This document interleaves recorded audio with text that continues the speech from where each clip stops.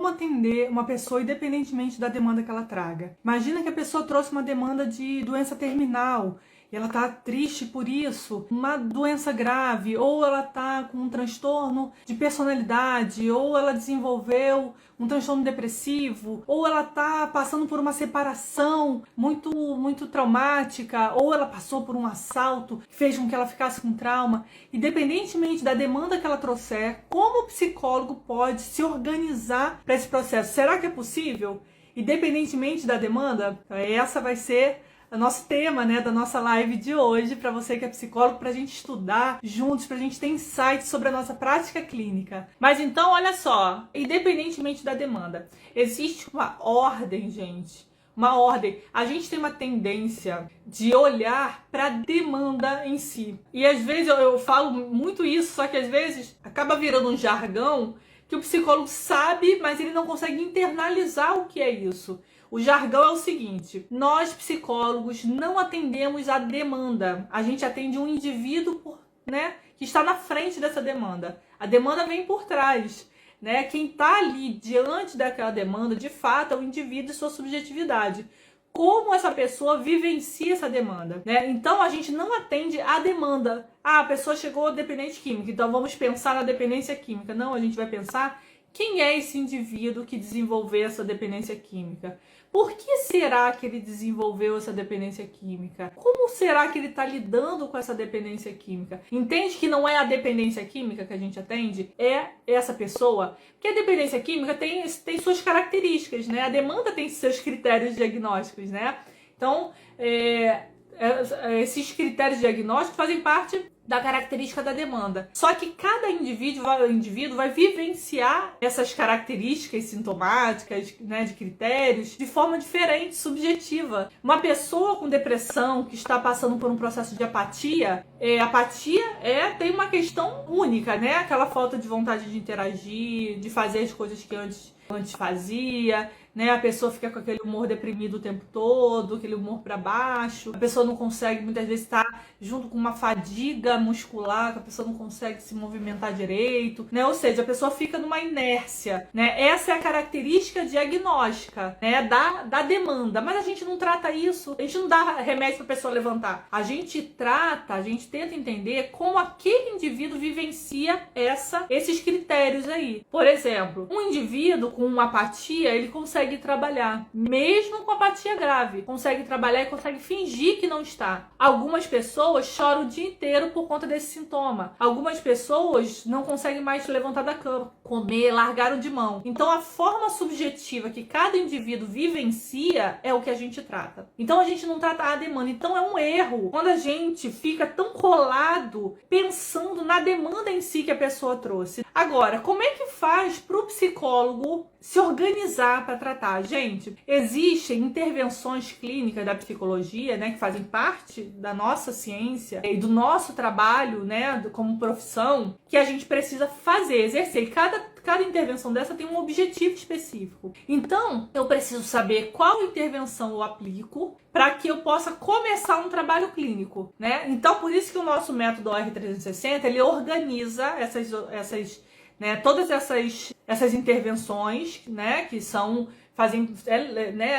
por lei, né, são nossas intervenções do nosso trabalho. Então, a partir disso, o OR ele organiza para que a gente possa ter uma ordem certinha, uma organização, para que a gente não se perca, né? Então a gente vai falar de intervenções de entrada, né? Essas intervenções de entrada. A pessoa acabou de entrar no nosso consultório, a gente tem ali o acolhimento e a escuta, que são técnicos, tem técnicas para se aplicar. Essas intervenções, elas facilitam tanto com que a pessoa se abra e facilita o início do processo de vínculo, possibilidade inclusive dessa pessoa se abrir melhor no processo de anamnese, mas também para que essa pessoa se abra melhor para um processo de psicoterapia com você lá no futuro. Tem as intervenções de direção, que a gente vai direcionar, a gente vai entender qual o caminho que a gente vai ter dentro desse tratamento. Então eu vou ter que fazer avaliação psicológica, seja ele só com o paciente com os familiares, ou com cada membro da família. Cada paciente vai trazer as suas especificidades, né? Então a gente vai escolher isso de acordo com aquele paciente, né? De acordo com as demandas que ele trouxer,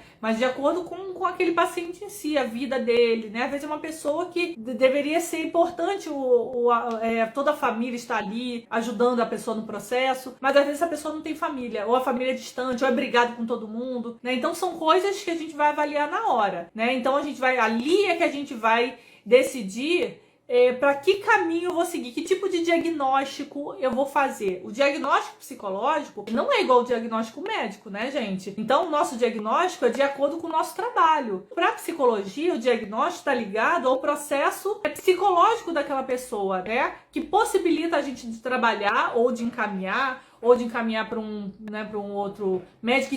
Que tipo de tratamento a gente vai indicar para essa pessoa? É psicoterapia individual? É psicoterapia familiar? Que tipo de tratamento de possibilidades eu vou oferecer como serviço para aquela pessoa? Então isso o psicólogo faz, né? Essa inclusive é a diferença do psicólogo e do terapeuta, né? O terapeuta ele só tem o processo de psicoterapia, né? Ele não tem todo esse serviço porque isso faz parte da prática do psicólogo, né? Então a gente tem muito mais possibilidade de ajudar uma pessoa em sofrimento. Porque nem todo mundo vai entrar no processo de psicoterapia, gente. Isso é muito importante a gente entender. Nem todo mundo vai fazer psicoterapia, está pronto para fazer psicoterapia. Nem todo tratamento é indicado a psicoterapia a primeiro momento. Aqui, ó, marido é sócio da ex há 10 anos. Esposa não quer mais essa amizade, pois ouviu que a ex fala mal dela. Esposo não concorda em falar sobre a ex, para não abalar a parceria. Esposa em sofrimento. Como agir? Olha só, ela trouxe uma demanda diferente aí. Como é que o psicólogo age? O psicólogo não dá conselho, o psicólogo não fica emocionalmente mexido. A gente pode até ficar, né? Mas a gente não trabalha com isso, né? Então a gente não vai trabalhar se ela deve ou não brigar com o marido, continuar. Não, a gente vai fazer com que essa pessoa encontre as respostas. E para isso eu preciso saber quais são as minhas intervenções. Primeiro ponto, na psicoterapia seria muito indicado para ela, né? O processo de psicoterapia, a gente tem que entender qual o objetivo dos nossos trabalhos para essas pessoas, né? Ah, mas a paciente quer uma resposta, então ela não vai ter aqui, porque a gente não trabalha isso. Ah, eu contrato um encanador e eu quero que ele faça faxina na minha casa. Não, eu não trabalho com isso, eu não trabalho com faxina. Então eu não vou trabalhar, eu sou encanador. Então a gente não pode atribuir um trabalho pra gente que a gente não faz. A gente não resolve o problema dessas pessoas. A gente ajuda essa pessoa a ela resolver os seus próprios problemas. Então o processo de psicoterapia vai fazer com que ela se conheça, com que ela entenda por que ela tá com esse marido, então, que esse marido está com essa mulher, ou será que ela, se conhecendo, ela vai ver que não tem nada demais, ou seja, ela vai se entender, para ela fazer as escolhas dela, se ela deve ou não continuar com esse marido, né? Então ela vai ter que se entender um pouco melhor. Então ali é um processo de autoconhecimento, é isso que a gente oferece, para que ela não sofra todas as vezes que ela estiver diante de um dilema na vida dela, né? Para que ela saiba resolver melhor os dilemas da vida dela, né? Então, o conselho para uma pessoa não serve para todas as pessoas. Então, o que a gente vai fazer? Vai usar nossas intervenções sempre. Eu preciso avaliar. A avaliação, ela tem propósitos específicos dentro do processo de avaliação psicológica, dentro da psicologia clínica, porque a avaliação tem vários objetivos. Uma avaliação para um processo de produção de documentos é um outro objetivo, né? Agora, uma avaliação com o propósito de ajudar clinicamente é um objetivo específico, ou seja, independentemente da demanda, né? Eu preciso basicamente colher informações que me ajudem a estabelecer um perfil psicológico dessa pessoa, para que eu possa ajudá-la,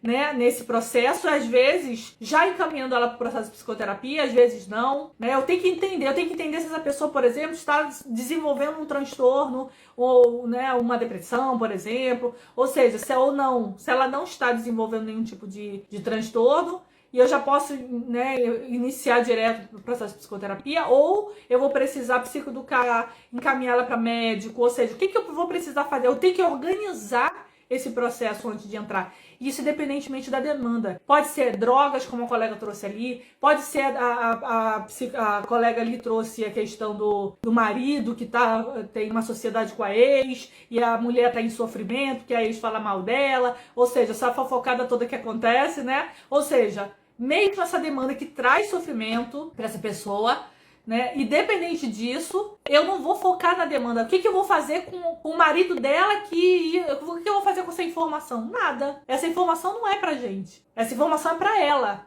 Mas onde que a gente vai ajudar ela a pensar nessa informação é no processo de psicoterapia. Mas para isso eu preciso organizar todo esse processo, ela precisa, inclusive, entender como é que a gente pode ajudar ela. Então, muitas vezes, a gente fica focado no problema da pessoa, né? A gente não foca no problema, a gente foca nas intervenções que a gente tem para ajudar essa pessoa a lidar com seus problemas. Entende a lógica do nosso trabalho? Então, gente, vamos dar uma organizada no que a gente falou hoje aqui. A gente começou falando sobre, né, as diversas demandas. Dei vários exemplos de demandas aqui, né?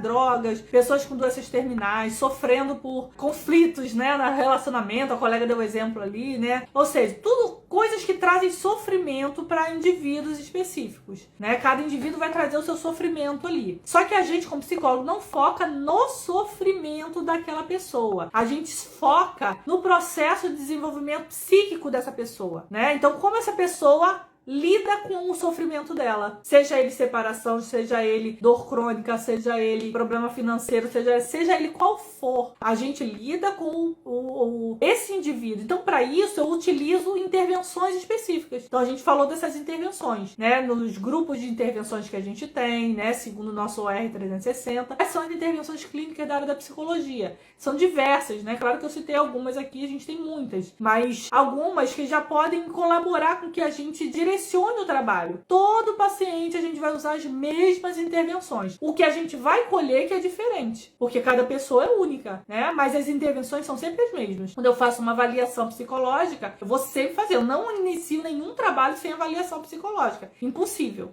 Então, nossas intervenções é o que eu preciso conhecer, saber. Você que quer se aprofundar na sua prática clínica, quer ter facilidade, segurança em cada passo, e quiser fazer parte do nosso programa, a gente tem uma lista de prioridades. Quando a gente abre vagas, a gente avisa para essas pessoas que estão na lista, tá?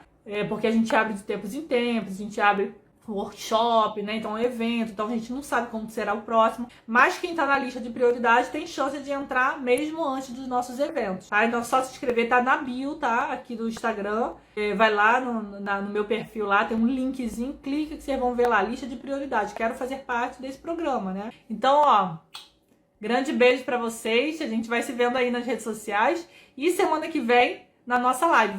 Beijo, gente! Tchau, tchau, Ivone! Tchau, Josi. Tchau, tchau.